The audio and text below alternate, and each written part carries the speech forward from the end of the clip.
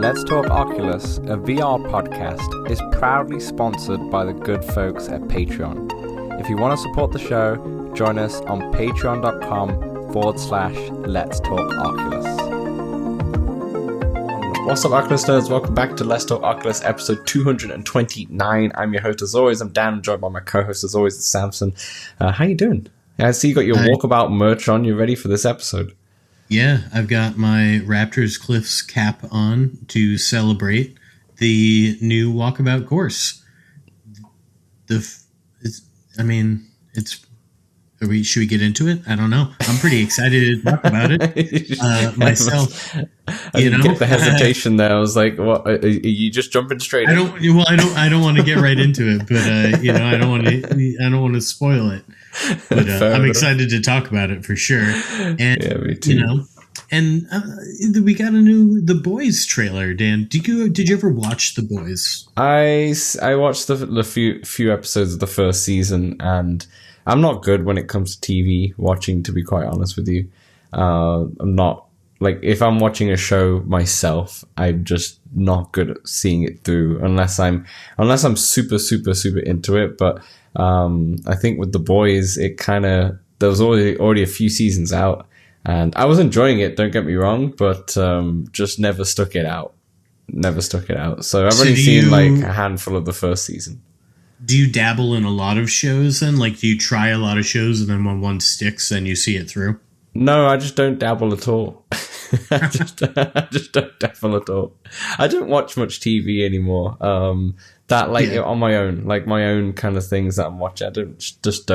I kind of just do other things in place of that, if you know what I mean. But I find my partner's often watching Gilmore Girls come the fall, right? And outside that, a lot of anime. Right. I'm not sure what I'm watching a lot of the time. You're just there for right. Food Basket, I think that's one of them. I don't know. I don't recommend them. And then I watch a lot of Seinfeld. Like, when I'm not watching, that's comfort food. Actually, I have Seinfeld on YouTube. Actually, just so I have every episode on my phone ready to go at any time, just in case. I bought it from like Apple TV way back in the day. And I'm sorry to derail it so quickly, but we will be talking about The Boys game as well in a second. But just first of all, thanks everyone for joining us for this show. We will be talking about that, but today, really, the star of the show is Walkabout Mini Golf with its Passport Hollywood. Was that a pun? I think it was. Samson. I think it was. That is the star of the show, and we're going to go into basically our impressions. We've been playing it quite a few times now. I've played it for a handful of times. Samson, I'm not sure how many times you played it, but a few times as well. About easy course about 5 times, hard course 3. Yeah, and then we've done the Fox Hunt and all that stuff. So we'll be talking about that in part 1. I did find all those balls standing. Even did 2 of them. Oh, I was kicking and screaming. They're hard. And if I didn't know there was a ball, I would have given up and said, "There's no ball on this hole." You've told me where the ball is on the hole 2, and I still can't find it. I went in just before this podcast to try and find it. I could have been more specific. Yeah, you could have. Yeah, I was like, I'm just gonna have to come in with you. It's like 6 bushes. Then in part 2, we're going to have a fun little kind of topic talking about Pokemon in VR. It's been a big talk of the town right now with one of the new games on Switch, and it'll never come to VR, never will, unless Nintendo would do a VR one. Yeah, exactly. But Dan, how do you say that game? The game's name? How do you say? Virtual Boy. The latest Pokemon game. Pokopia? I like to say Pokopia. Pokopia. I like that too. You know what? You say however you want. But anyway, let's. This podcast is already unhinged. We're 4 minutes in, and we're all over the place. Let's do some quick housekeeping, Samson, before we get into the show. Housekeeping. Discord. Yeah, this show's unhinged. There's a Discord link in below if you want to join the Discord. There's a well over 200 or so members in there. In fact, I haven't counted for a while, but there's a lot of members in there. Come on down and join us. We've also got the Walkabout tournament that happens every week from Healing Entree.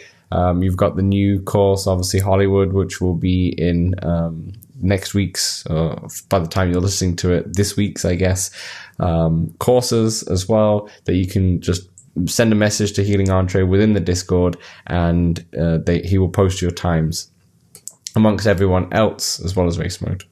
Dan, do you want me to go over week 1 of season 15? Yeah, results are in. We don't have next week's courses yet, but come on down to the Discord. We can assume it's Hollywood. Yeah. We know Hollywood will be one of them at least. Yeah. Anyway, week 1's courses were Easy Mode, Arizona Modern, where we had Healing Entree in third place with -22, Maestro with -24 with the silver, and with the gold, Baru Monkey with -26. Wowzers, Dan. Wowzers. I don't think I've ever hit -20 on that one. Incredible stuff. Race mode, Dan. We had Cobalt Dave eking out the bronze medal in front of me by 1 second. Good job, Dave. With 5 minutes and 59 seconds. Healing Entree took the silver with 5 minutes and 34 seconds. And in first place, Baru Monkey, of course, with 4 minutes and 33 seconds. Congratulations to all three of you. And then the hard course was Raptor's Cliff. Raptor's Cliffs. Yeah, as you can see, there's an S. You're wearing that. Yeah. Very appropriate, Dan. We had Silicon Nation in third place with -3. Healing Entree with the silver with -6. And a bit ahead there with Baru Monkey took the gold with -15, Dan. I had to do a double take. It's crazy. Race mode, we had Healing Entree with the bronze with 7 minutes and 34 seconds. Liana, congratulations, took the silver. 6 minutes and 52 seconds. And Baru Monkey, sweep all the golds with 5 minutes and 5 seconds. Congratulations to everybody. Thank you for taking part. Come on down to the Discord and submit those scores. Yeah, and you can also play Walkabout with us on Thursdays and Sundays. That typically is what happens. But yeah, go into the Discord. It's definitely good fun. If you want to support us at patreon.com/letstalkoculus, feel free. And you can also write into the show. You could put it in email form in the letstalkoculus@gmail.com. You could do Spotify, YouTube. You can go on episode discussion in the Discord.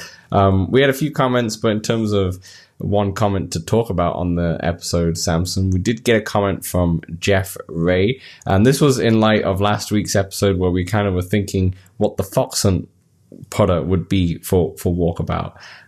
You want to read out Jeff's comment? I would love to, and boy, were we wrong. Jeff Ray says, we are adding lightsaber type swords in our game, and getting away with it by just calling them laser swords. LOL. That's right. You could just do that. I remember Ape Escape had a lightsaber, but it's a laser sword as well. It wasn't a lightsaber, but these things didn't they weren't really lightsabers. You know, what's the difference there? It looks like a staff with a light. Well, you see, each lightsaber is for each individual Jedi. Each handle is very unique. That's true. This is very intricate. It's not just like a laser sword, Yeah, there's so much more into it.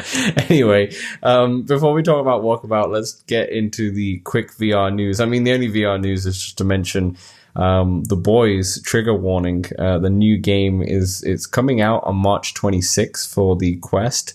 PSVR 2 version to come at some point, but not on the 26th. Noticeably, I was looking at some Reddit posts about this game and on YouTube as well, and a lot of comments were just like buzzing that it's coming to PSVR 2, and no one really cared about the Quest. It's just a lot of people, which is great, is great to see, to be honest. The game cats are out there. They are out there. $30 USD it's going to be on Quest. If you pre-order it sooner, I think it's $24 at the moment. USD that you can go pick it up. There's a new game to play trailer that you watch if you want to. It gives you just a lot of action, to be honest, in there, and it's got a lot of swearing. There's a splatter of blood, not a lot, but splatter. It's kind of like how games used to splatter blood on the screen sometimes, except now the screen's your face. Yeah, but it's not like actually on your face. Like you never saw like white blood. Or like in Metro, how you could clean the fog. Yeah. Right? Like, it's not getting on your glasses. It's just kind of like splattering on the screen, but the screen of your eyes. So it's, I don't think we can read too much into it. But I mean, it's interesting because essentially it seems like just the game is that your protagonist, your player, seems to inherit some sort of powers, and it seems like the power is essentially to control people from afar. So a lot of it is snapping people's necks, to be quite honest with you, because there's a lot of, like I said, blood and action and such. And it seems like that kind of Gears of War reload mechanic to kind of do such action as well. Like, you got to get the point just perfect.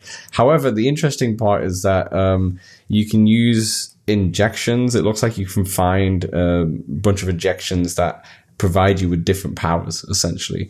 So one of them was laser eyes. So you put it on, it looks like temporarily your whole headset goes like bright red and orange, and then you can kind of shoot a laser out for, it looks like a specific period of time.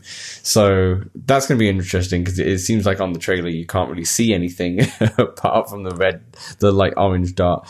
But then there's other ones, like it makes maybe your fists change into a different shape, or it just gives you different powers depending on which ones you find.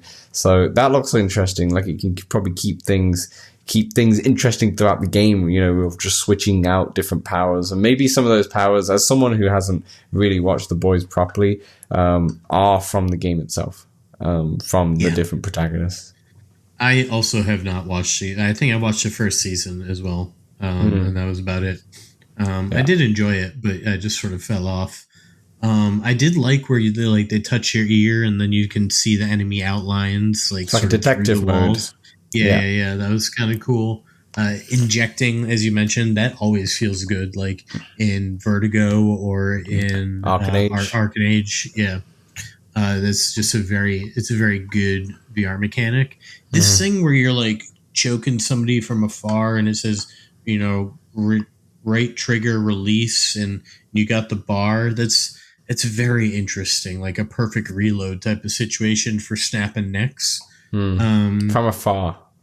Yeah, that it could be fun. How are you really aiming? I mean, I don't think it matters. I don't know. We'll see.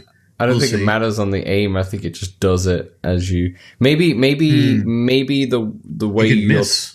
Yeah, maybe the way you're twisting your hand causes the bar to kind of, you know, the little indicator on the bar to hit the right spot, and then you're meant to let go of right trigger as soon as it hits it. And it all depends on you. Maybe, I don't know. It's hard to tell, but it actually, I thought it looked pretty decent. I mean, we don't really know much of it, but it kind of looks kind of fun to play. Now, who's to say if it's going to be good and such as a gameplay trailer? But they've got all the TV actors doing the voices as well. I could tell that. There's a full story mode, and I think it's just a single player game. Do you know how long? No idea yet. No idea. See, for depending how long the single player campaign is, I don't know that I saw a $30 game from this trailer. I'll be honest. I do like the graphical style sort of that they chose here. It's hard to do realistic in VR, so you kind of got to go stylized for sure. The level of gore sort of made me a little nervous, a little meh. I don't know. And I'm not that into The Boys. I think I'm more into like Deadpool and superhero, that type of deal than I am. I mean, I understand it's still superheroes, but we'll see. I'm going to hold down on some reviews, I think, for this one. But I'm hopeful, Dan. I'm hopeful, but I don't know that I don't know that I get the best, like, this looks good vibes. Fair enough. I think in the end of the day, whether it's 3 hours or 10 hours, Samson, we're probably not going to get through it anyway, because we never we never finished any games anyway. So I don't think for us it matters. It could be fun. It could be fun. Dan, the movement makes me a little nervous because you see a lot of teleporting, and in like Batman, that kind of works really well where you're like going to the guy, right? But you have free movement too. Yeah, but you don't see much free movement in this trailer. No, there isn't, but it seems like there is going to be. The teleportation to me kind of looks more like a mechanic, because there's a superhero mechanic more than anything. But yeah, I will say, this just snapping people's necks from afar. It could be really fun. I'm liking like this Gears of War thing, but will it all string together? We'll see. And what will like the cutscenes be like? You know what I'm saying? Like, will they be unskippable like in Deadpool? Will it go like 2D? I can't imagine it'll go 2D, but I kind of hope we get like some set pieces. I feel like you got potential for that. It's only on Quest 3. I mean, it will be on PSVR 2, but meaning like it's not on Quest 2 or anything like that. This is a Quest 3 only game. So that could mean something there, but and it does say that it's going to be like a narrative action stealth, the stealth elements. We do see the stealth for sure. Yeah, exactly. So yeah, I do feel like this is a game to play on PlayStation, probably. Yeah, I don't know. Maybe the graphics don't look. They look fine. They look like they're Quest 2 graphics, to be honest. Like they're like cartoony kind of. They look like Men in Black in a way. Like it doesn't look like. It's good style. That's what I was about to say. Like I mean, we'll see if it's good, but if it's just a fun little game like Men in Black, it's not too serious, but just like a fun action game to play, then I'm all for it. We don't really have many new games out really that are worth noting right now, and to have one come out before like the first Teenage Mutant Ninja Turtles. Yeah. I see. I'm more excited for that, I will say. Yeah. But that's multiplayer. This will get you there. I mean, this comes out March 26th. So, I might pick it up, to be honest. Anyway, Samson, let's get to the main event here. Walkabout Passport Hollywood impressions. So Walkabout Passport Hollywood, this is the latest course. It's course number 39. Are they going to do something massive for the Big 4-0? Who's to say? I don't know. Who's to say? Yeah, who's to say? Big birthday. But yeah, it's course number 39, and it's based on the Passport series. So this is the third one in that installment. We've got Venice and also Tokyo was the other two in there. So it kind of just slots kind of right in, but in some ways feels a tiny bit different, being it's kind of in like a very compact area, and obviously being the Hollywood with the sets, where obviously with Venice and Tokyo, they're much larger scale. It's more of like it's the city vibe, right? Rather than Hollywood, this is just more of Hollywood studios rather than... It's like literally just Hollywood studios. Right, than the actual area. But let's kind of go through a few things here, Samson, like our initial impressions, what we think of the course, all that kind of stuff. Let's talk about initial impressions first. How did you find it the first time you went in? Well, Dan, right off the bat, if you listened to last week's episode, you know that we didn't play at all. No, we didn't. Because wow, I did not expect them all to be like made up sort of based on all the courses, movies. Like it's Hollywood studios, but all the studio stuff and all the movie stuff is Walkabout themed. It's Walkabout, yeah. I didn't think that was going to happen. We were trying to guess movies. We went on a tangent for a while, and we obviously had no idea. We were so off.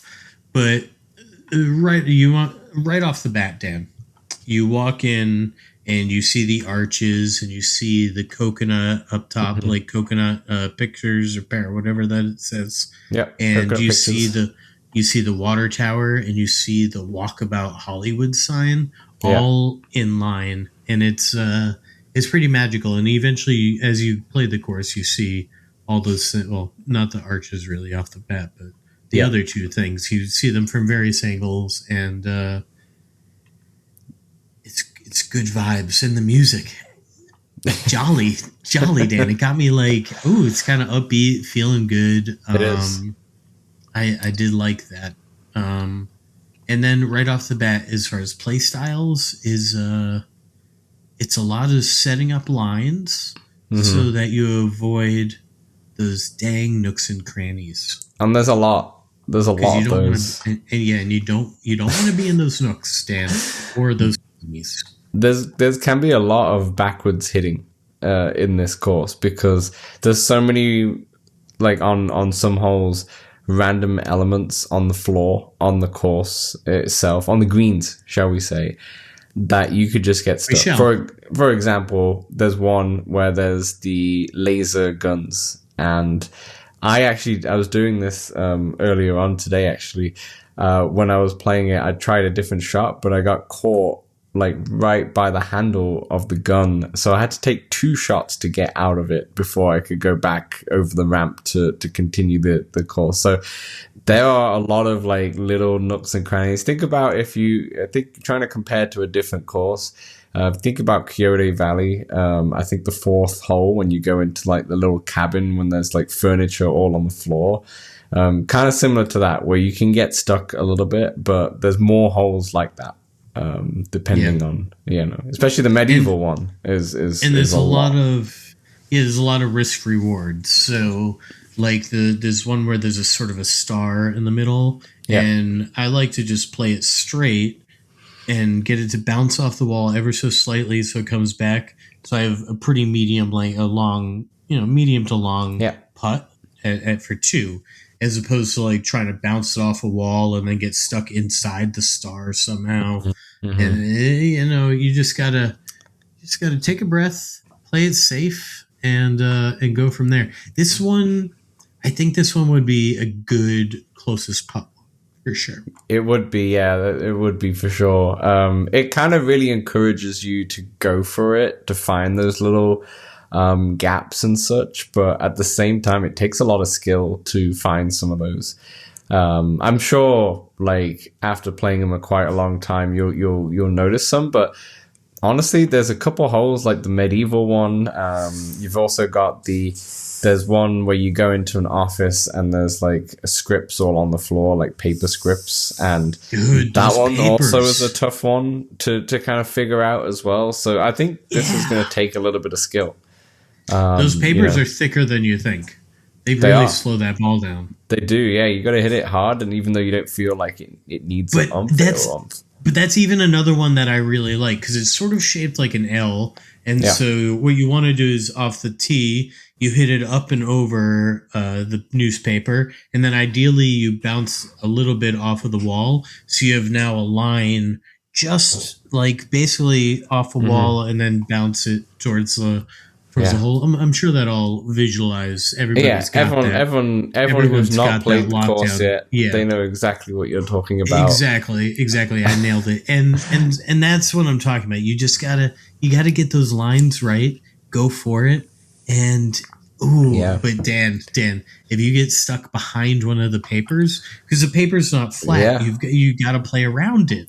Gotta play around because they're thick papers. But yeah, I mean, going back to initial thoughts, I loved it. It was a really, really fun environment to be in. Like, there's so many nods to different courses, and it really expands on the Walkabout lore, which I'll get into a little bit later, because I do have a theory. About the lore, but it's like tricky at times, but it's a delight to go through. Like, to go from, I mean, we can go straight into the course design here. Like, I love the adventure that this course like takes you from beginning entrance to going through an office, going into like some backroom sets, and then heading over to like some outside sets and seeing elements like a snow machine or a car like being driven with the moving background behind you and such. And like, there's so many fun elements that this course just takes you on. And when you press like the A button, you can see the scorecard in your giant mode, and you can see it. You can't really get a sense of appreciation of the course by looking at it that way. It just kind of blocks in a way. But once you're in there, it's really fun. They did a very similar thing to Tokyo, where it gave you like, it was a very compact course. It was bigger than this, or at least it feels like it. But the journey it takes you on, like through shops and through different like areas, like instead of it just being like an open area or very similar designs, every little hole takes you into a new little area and a new part of the story. And there's a lot of good environmental storytelling in this as well. Yeah, you're basically going through the journey of a movie, the whole direction, it's the script, it being filmed, to it being shown, and the art room as well, seeing the sculptures getting made into the theater, props, like you mentioned, and then to the Oscars as well, or whatever the coconut Oscars are. I do not know what they're called. It looked like they were called the bananas. Yeah, because there's a lot of bananas. Bananas. I have to say bananas because if I say bananas, it doesn't sound as fun. Because that's how I would say it. I've got to say bananas. Bananas. But then it takes you back out to like where the actors would be in their trailers, and then you're watching a grand design set with a huge ship or an island and such in the background. It's really cool. I love the journey it takes you on, and then going into night mode, I love how it's like premiere season, where most of the course is still very much the same. Obviously holes are different, of course, but very much the same. But then you've got like stanchions now, and you have a step and repeat, so you can take photos in front of it. In fact, I took a selfie of it in front of it. I sent it to you, Samson, but I couldn't send it to anyone else because of embargo.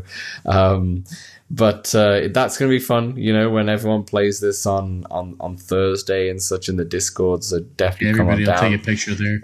Take a picture there, before the 18th hole or something like that. And, it just expands that the movie that's playing in the theater is now slightly different and such. And it's basically the movie for Tiki Coco is premiering like as the well. climax probably or something. Yeah. I mean, you'll see a lot of posters from different courses, but they have like their movie titles and such. Just go have a look. You don't want to I didn't write any of the titles down. Yeah, poke around. Poke around. What did you think of the course design, Samson? Oh, loved it. Loved all the callbacks to all the old courses. It's really kind of like there's a comedian's comedian. This is a walkabout's walkabout. You know? This is somebody who knows Walkabout is going to get a bit more out of this course than it being your new course. For sure. Not necessarily out of the golfing, but just like out of the environment. There's a lot there. And if you keep digging, you just keep finding more and more. So maybe go explore what's inside of the water tower if you want. It's just like their first course this year with Tiki Coco. It's exactly the same in terms of like very meta. It's very meta. And there's some new touches. This sound effects stand. Yeah. Have we had sound effects really before? I don't recall. I mean, we've had sound effects like on the pipe and such, but I guess like actual like instruments. Yeah. No, I don't think so. I mean, the couple. Oh, gone. There was Wallace and Gromit. Like if you got a hole in one where he was in the room, he would say "nice hole in one" or something. Labyrinth had some sound effects too. Like even every time you put it in the hole. So there was a few. We've got more sound effects, and we've got some new old mechanics, Dan, with the lasers and the wind. So I really love them. I really love them all. Should we go into favorite holes? Is that what we do next? Well, just on the sound effects there, real quick. I'm not sure if we want to. I don't know if we want to like maybe say what the sound effects are. I think it's really fun to discover it. Like when we played the other day. Okay, you're right. When we played the other day, next week we'll talk I had no idea, and then it happened, and I was like, you mentioned it, and I was like, oh man, and like I didn't realize. I didn't want to spoil it for you. I think let's not spoil the sound effects, but yeah, just even one of them I only found out just before we recorded. I went in again and I was like, oh, there's something here as well in this hole. And I messaged it to you and went into practice mode and I kept throwing the ball at it and it did the sound effect every single time. So yeah, there's some fun sound effects. I mean, one Just you so we won't found, miss. I don't even think we found them all. No, I don't think so either. One you won't miss. Actually, you could miss. You could miss, actually. So you could miss all of them, to be honest, because you don't have to maybe hit it at where it needs to hit every time. But yeah, let's go into favorite holes. Samson, I want to mention quickly, I see on the script that you've written the sound effect hole. So maybe not say what the sound effect is, but yeah, obviously we've already mentioned that. Sound effect hole. Yeah. So right off the bat, Dan, hole 16, it's got the fountain and the banana and it's the Oscars one, right? The awards one. Yeah, exactly. There's all the chairs around. Yeah. And Dan, you can play it around the sides, and then the hole's sort of up a level. And that's how I played it the first 2 times before I realized that I looked forward and there's a quicker way. There's a ramp. Yeah. And you can just hit it straight ahead. Yep, straight ahead. That's all we can tell you for now. But yeah, and, it is very fun to hit it up that ramp and like through by the mic and all that. But yeah, the first few times up and around, I mean, you can do it. You can do it that way. But once I found that ramp, Dan, I was having a lot more fun, and particularly on hard mode. And one of my other favorite holes is that I'm not particularly good at it yet. Is hole number 1. It's one of the more simple ones, and it's a straightaway with some little bumps in the road. Yeah, speed bumps and little speed bumps, and they're a bit taller than you think, because what I do is I always hit it a little short so it doesn't reach the hole, or I hit it too hard and it goes woo, launched. It's a bye-bye. Yeah. But I do enjoy that hole, and that's one I feel like it will be fun, particularly in closest putt. Like, oh, did you get it down in that 4th area? But somebody a hole in one it too, Brewer Monkey. And and then last my last sort of favorite hole. There were a lot of other ones I did really enjoy, but like the laser one and the wind one. Those ones really, really, really liked. I won't go into details about them. But there's one where you jump out a window, and I like that one. Yeah, I like that one too. I enjoy that one. The one that you jump through the window as well. I really like the theater hole just because in hard more than anything, because that's a tough one. Yeah, because there's basically a popcorn, just a bucket of popcorn basically on the floor, and you really want to try and hit that popcorn as hard as you can so it bounces off it and it can go towards the hole, but it's easily missed, and there's different ramps that take you down. But that's a fun one because you're in a theater and it's you've got an actual movie playing, or it's loud. Yeah, and such. And they do. One thing I want to mention is the lighting is phenomenal in this one, and they did the same thing in Tokyo. They had fantastic lighting, and I actually on the night mode, because it was dark, I flew up like quite high up towards the sign, actually towards the Walkabout sign, and you look back and it's really nice. The lighting is gorgeous, and they have the like Hollywood lights going back and forth and such, and yeah, they've done a really, really good job in there. But back to the favorite holes. I really like hole 18 on hard. On easy, I feel like it is pretty straightforward once you get the hang of it, but on hard, I love it on easy. Yeah, on hard, it's so hard. It's crazy. Like, there's so much wind, and there's like 3 different islands basically, and you just got to kind of tap it, or then maybe hit it hard, or like to the right, and hope you get the right bounce. You got to hit it to the right, Dan. In a way, it's similar to Kyoto Valley on the 18th hole, where you're like taking a drive, and you just got to. Sometimes you're gonna play that on Thursday or whatever with everybody, and In fact, I just remember that the podcast comes out on Friday, so I hope you played with us yesterday. But if you're on Patreon, you get it on Thursday. You really got to get the right hit on it, and I think it's just going to take some practice to get that one right. But I just love the grand nature of the 18th hole with the actual set design as well. But the one that I like them all. I like every single hole, but the one that really trumps me, that I just really have a tough time on every time, is the medieval hole.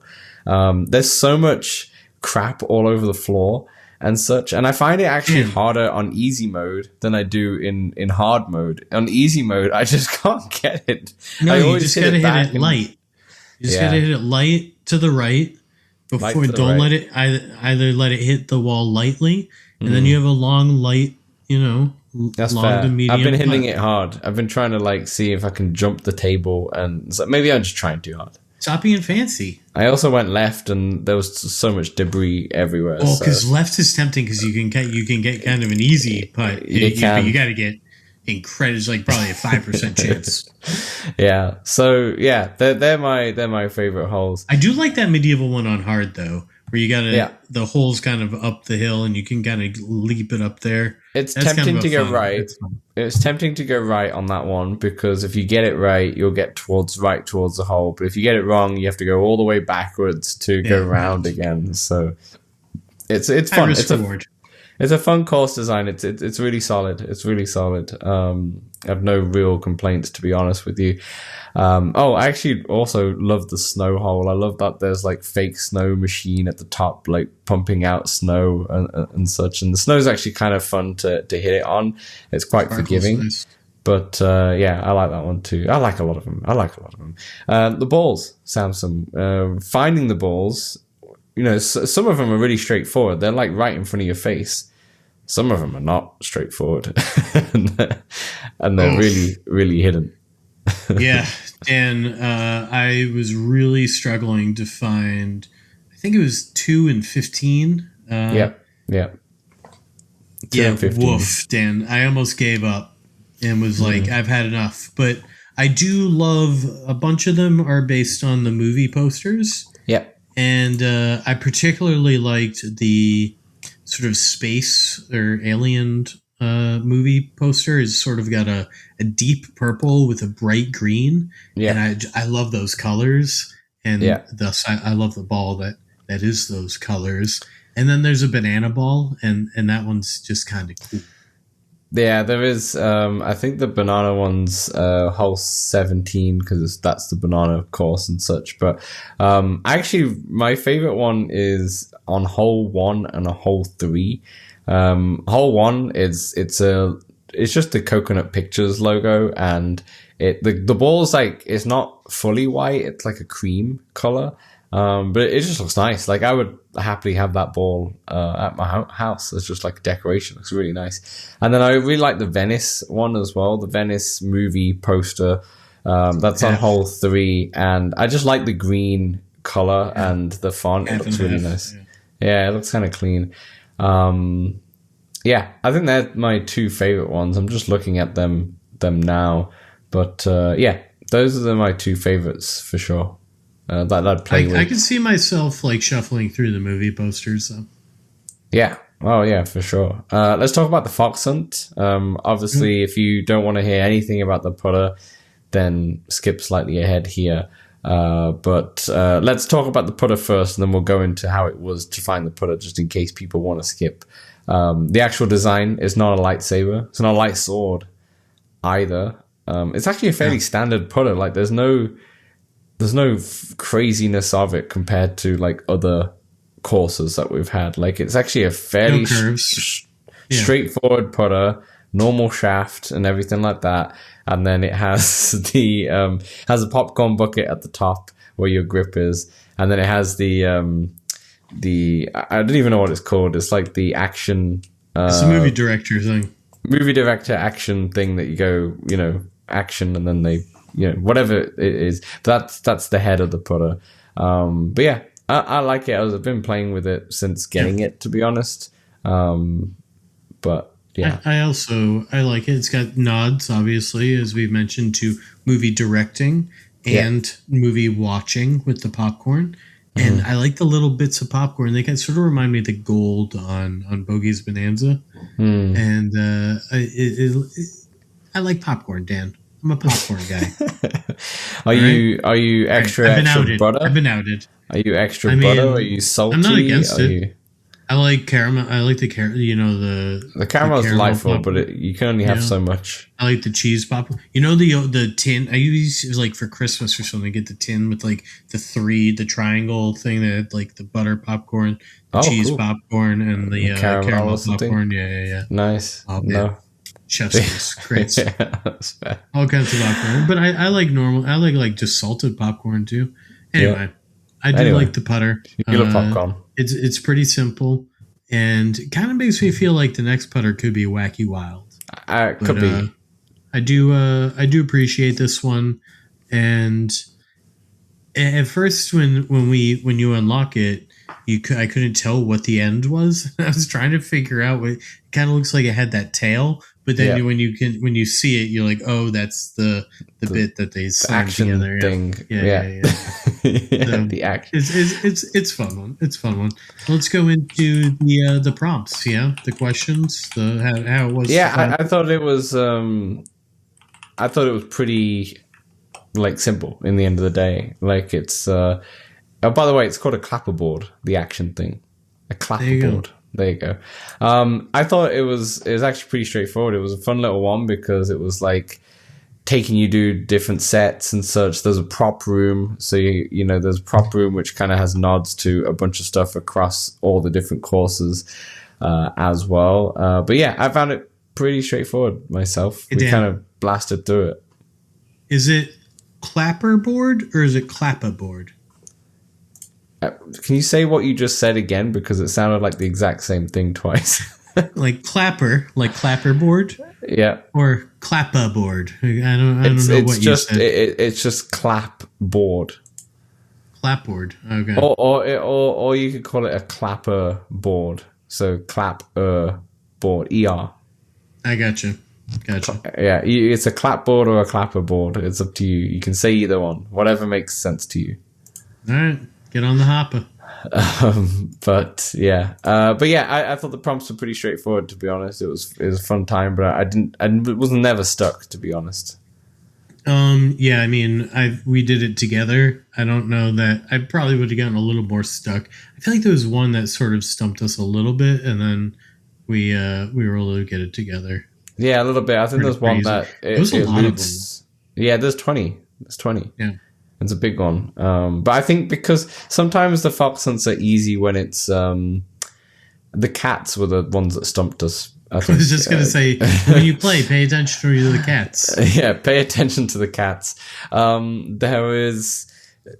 think when you have a course that has a lot of like distinct elements, it's much easier than one that doesn't basically. Yeah. You know, you think of a Venice, this actually could be much harder than this one because it's more of an open area and it could be anything, where this is like, oh yeah, I really need to go and see the spaceman.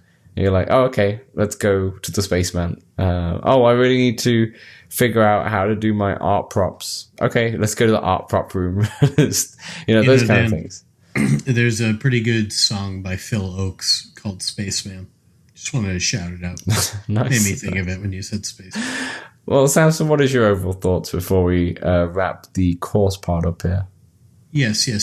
Really fun. Love all the insider little tip of the hat, little nods.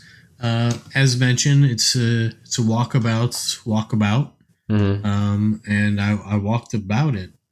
And I did not see the custom movies, but I love it. It's so creative. It's like the most walkabout thing. And now, Dan, I kind of want a walkabout short. Like, I want Mighty Coconut to team up with Baobab and to make to make a VR movie, to make a VR short. Do it. Do it now. And the course itself is a pretty tough golf. So I don't know that I'll be wanting to golf this one all the time, but it is a place that I do feel like I like hanging out here more than I like golfing here.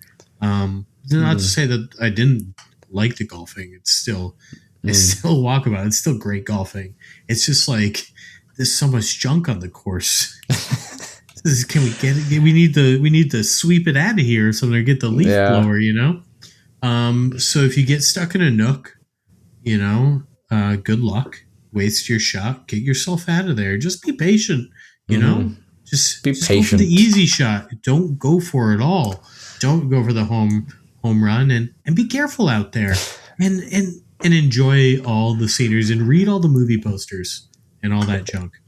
Yeah. Well, I think this is I mean, I'm not sure what else I can say after that, to be honest. I think it's a great course.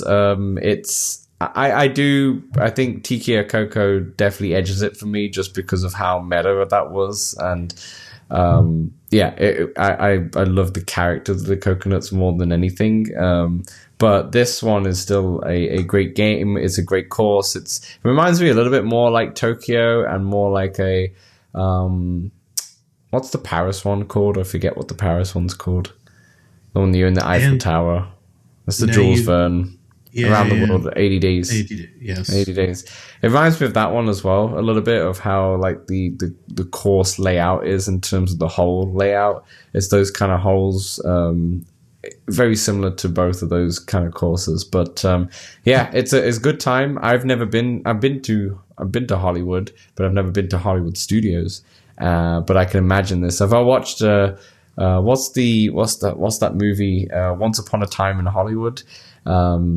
With Quentin Tarantino and such. She's in the Hollywood studios quite a lot, and it looked very much just like that.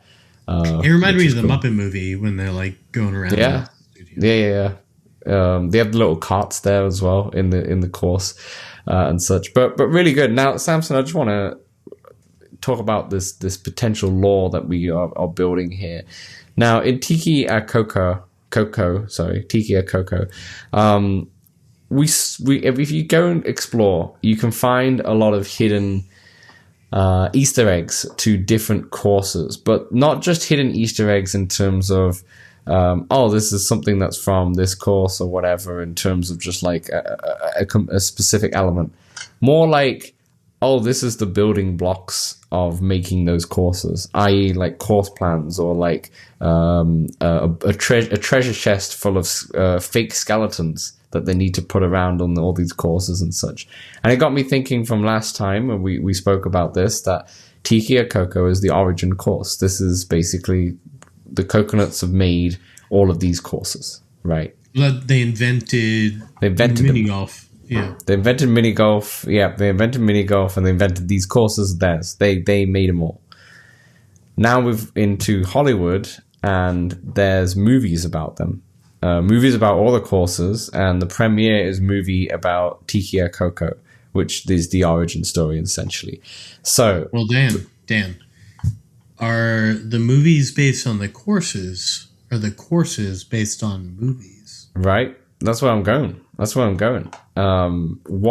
is it? When we went to see Tiki a Coco, was that just we were on set essentially, and then now we're at the premiere for it? Or is it the other way around? You know, are the movies being made of these real life places because they're, you know, and the stories being told of these real? I don't know. So are we actually inside a Wallace and Gromit episode? Exactly. Who's to say?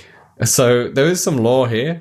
Because all of the elements, all the props of different courses are in this one as well, which begs to me, this is the second course of this year. Is it the third course going to continue this lore building? Like, no. Where are we going next? Where do we go next? I don't know, but I feel like it's not more meta, more breaking the wall. It's got to be something classic. I don't know. Something honestly, not related to something original. I feel. I don't know. Maybe something original.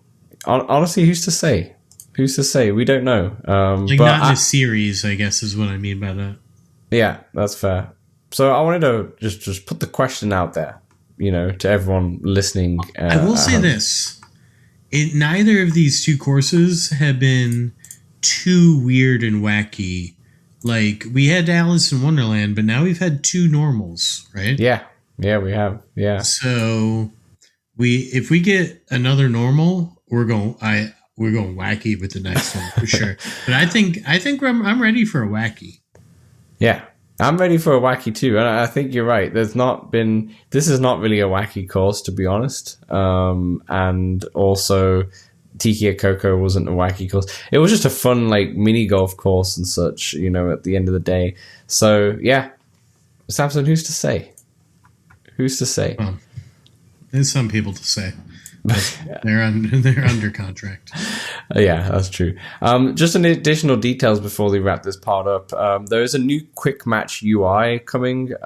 So this is open for testing at the moment, but they're looking soon to come out with a quick match option, which essentially will receive a total of 9 options in a 3x3 grid. The first column will include 3 base game options. The second will include 3 DLC options. And the third column will include 3 specialty options, such as race mode, closest putt, giant mode.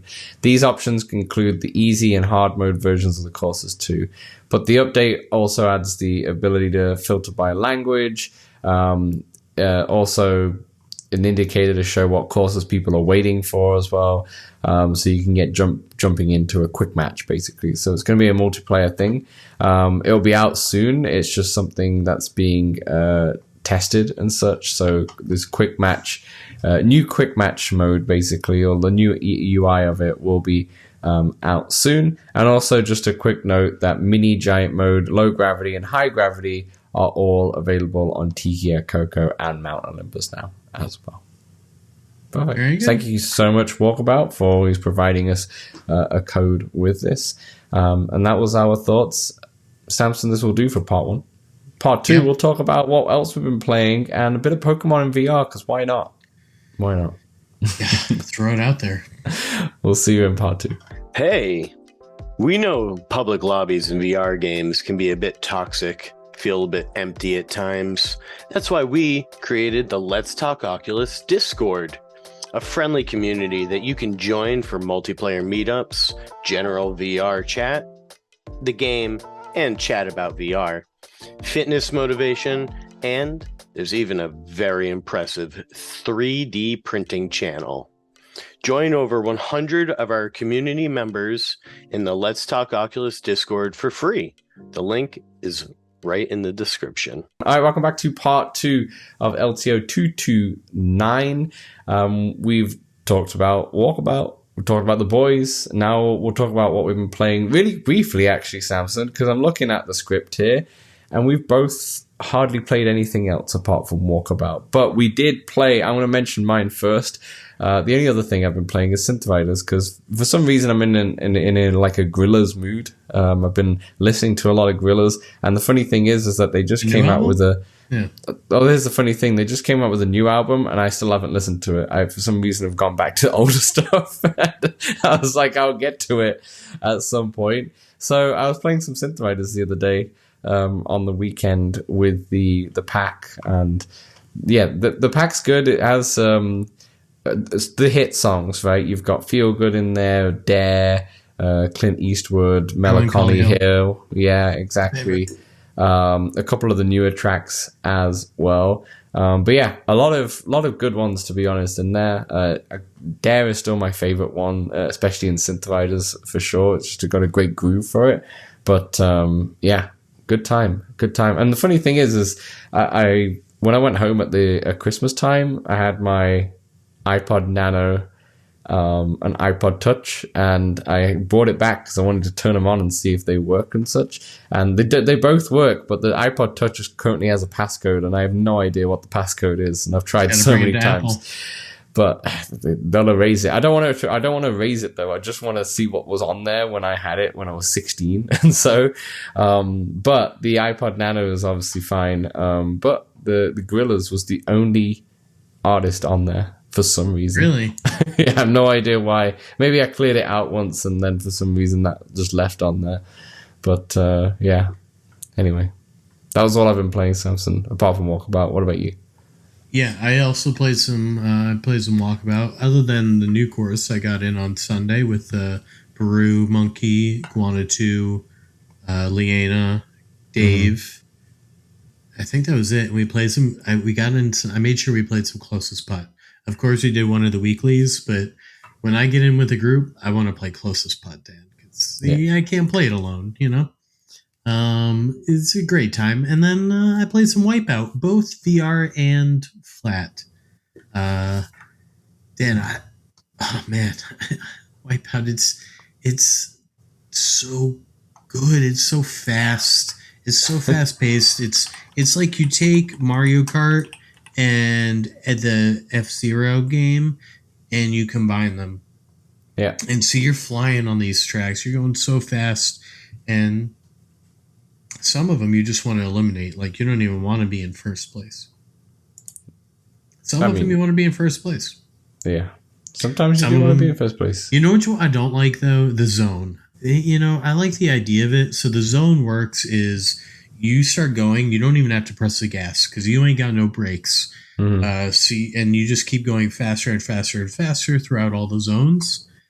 And it's just not my favorite game mode. I mean, I get it. It's kind of fun to be like, oh my God, I'm going as fast as I possibly can, like, or around these laps, but you're doing a lot of laps.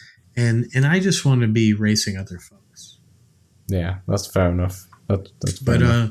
Yeah, it's Wipeout. And I got to get back into Race Club a little bit more. I haven't played more of that. But no, me neither. I'm a little excited to talk about this Pokemon idea that you threw at me today. So if you want to get into that, you can lead us into that. And I mean, I feel like I've talked about it a little bit on past episodes, but I think you have. Yeah, I think you have. I'll get into it. The reason why I threw this in is there wasn't much to talk about this week apart from Walkabout. So yeah, we did. We talked about it for a long time. We always like to yap. Sometimes I like maybe this podcast won't go a whole hour yet. We just yap away.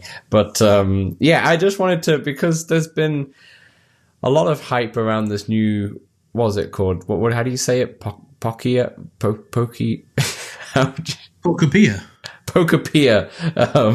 It looks so cozy, Dan. It's the first game that makes me wish I had a Switch 2.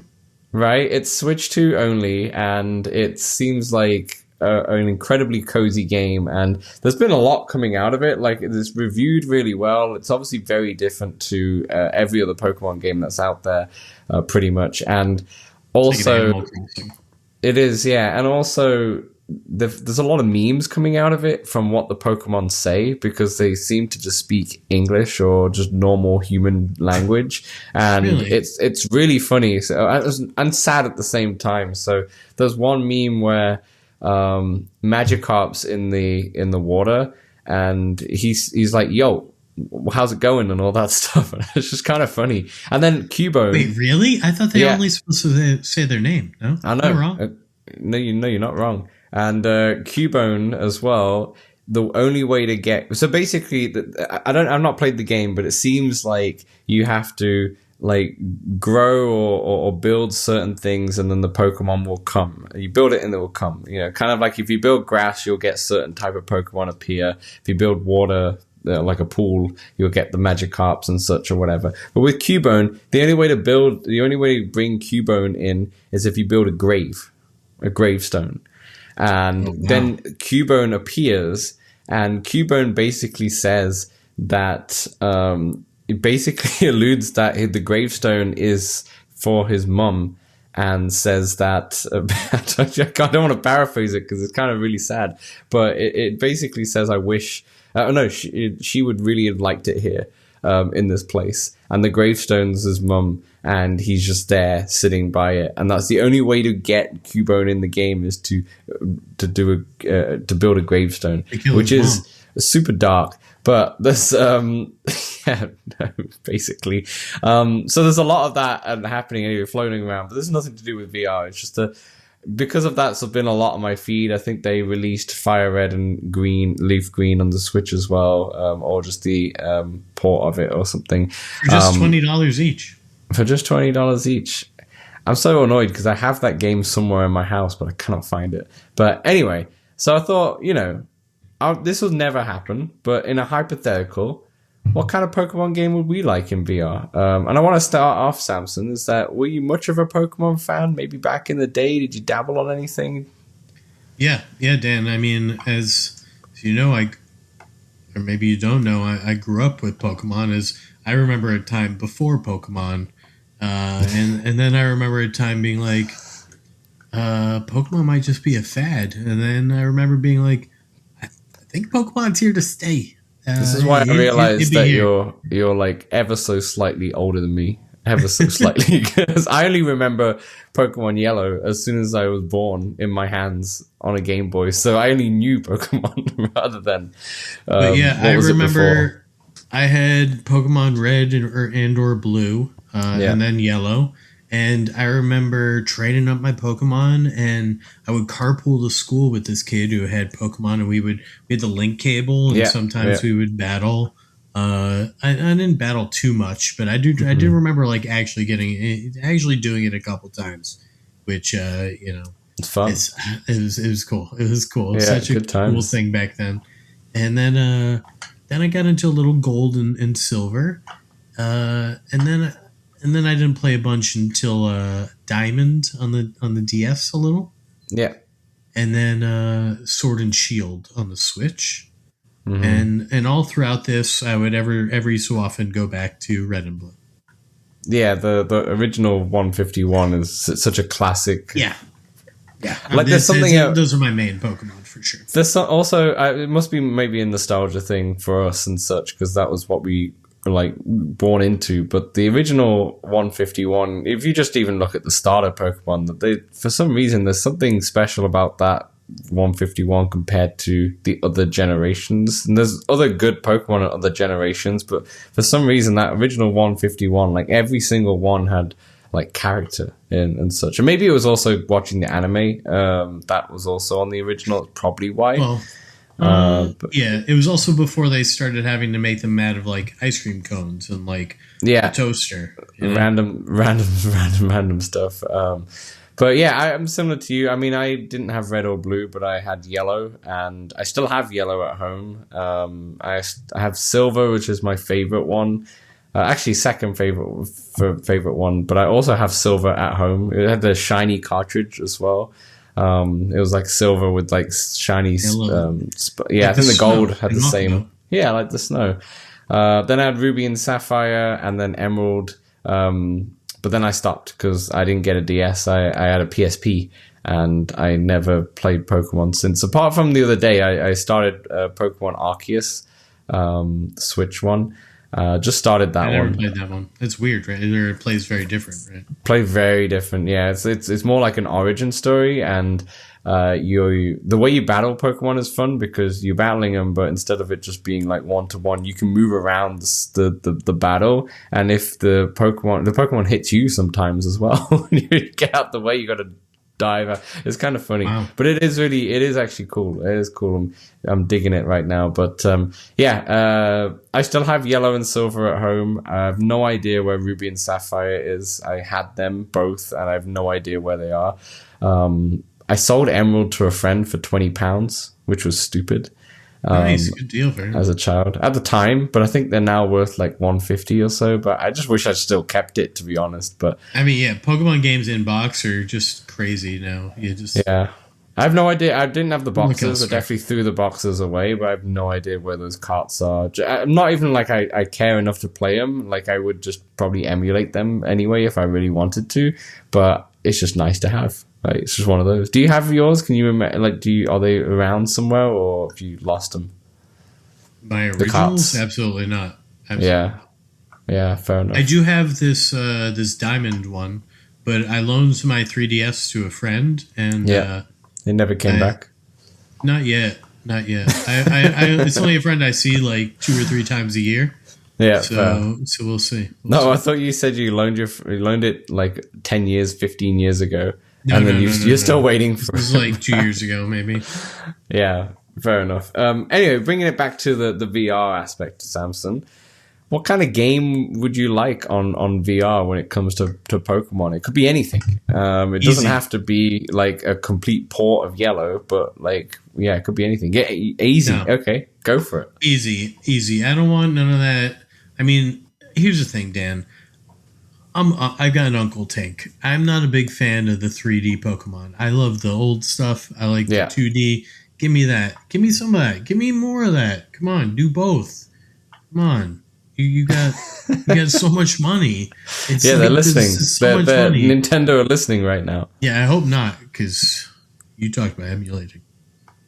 I have the cards. Dan, it's easy. Pokemon Snap. Because in VR, you could just go along the track, and then you're just looking around, trying to catch these Pokemon doing cool things and taking pictures. It's perfect. Yeah. It's a perfect thing. It's just make it. Come on. I mean, if you want to make it in like red, whatever the fudge is, a Virtual Boy. Virtual Boy. Give us a new Pokemon Snap and Virtual Boy. You know? I mean, they did make it for the Switch, didn't they? I'm pretty sure they did. They called it New Pokemon Snap. Yeah, it's like a new Pokemon Snap, yeah. Yeah. And I'm not sure, but I'm pretty sure it might be on the the expansion stuff. But anyway, in VR you can't. In fact, I kind of feel like Snap. I got a little bit into it on the N64 at a friend's place. I didn't own an N64, but I did play a good amount of it there. And I was a friend. I would go over. We would like go over to each other's house. I had the PlayStation. He had N64. Great times. Good times. Anyway. Yeah, I mean, Samson, I think for me, I don't need like the exploration or anything like that. As cool as that would be, I just want the battle itself. Like, imagine it's just an arena, and you just get to battle, and you can throw the Pokeball. And here's the cool thing: is that you could voice the commands. So you could shout out the different moveset that it has. Maybe you have the list in front of you on the screen, and you could shout out, just as you would in the anime. I mean, let's be honest. If that was a thing, I probably still wouldn't do it, but it sounds cool to full immersion like that. It makes me think, like, what was my favorite part of playing Pokemon? And I don't know that it was so much like the battling as it was getting attached to, like the 10 to 15 Pokemon that I really would focus on, and like watching them grow and like developing their moveset to, I guess, ultimately use them in battle. But like that was just the means to seeing what the cool things were. Yeah, that's fair. There's a lot of good elements to the game. That's why it's so popular. It's so popular and all that stuff. But you could take elements from it to make one specific game. You don't have to make the whole thing. You could make just the battles, or maybe it's just the like catching and exploration. Maybe it's just the in that fighting one, I would love like a gallery mode as well, where you could just check out different, like, maybe you can check out the different Pokemon or the different like types of balls or the different elements of that and such. That'll be really fun. But you could do the world building, as we spoke, and you could do a mixed reality tabletop kind of version if you really wanted to. So there's so many different aspects you could take this, but I think the battle would be fun, because we've had some arena fighters and such on Quest, and it just doesn't really work. The best ones are normally like the boxing games and such, but like the arena stuff, they've not really worked, and they don't really hit it. But having like battling two different things, and you just obviously shout out the commands and such, that could be a fun time. But anyway, that was kind of it. I just wanted to see if there was see if there was a fun little thing we could pull up there. But if anyone's listening to this and is obviously really into it, let us know if you have any ideas of what you would like. Dan. Yeah. I want to be the very best. The best. Don't get me started. No, don't get me started. I can recite all those lyrics over and over again, like every other person who was brought up in the 90s and probably late 80s as well, to be honest. But yeah, Samson, anything else? That's it. That's our show. No. Get to see you in person soon. Yeah, 2 weeks till PAX.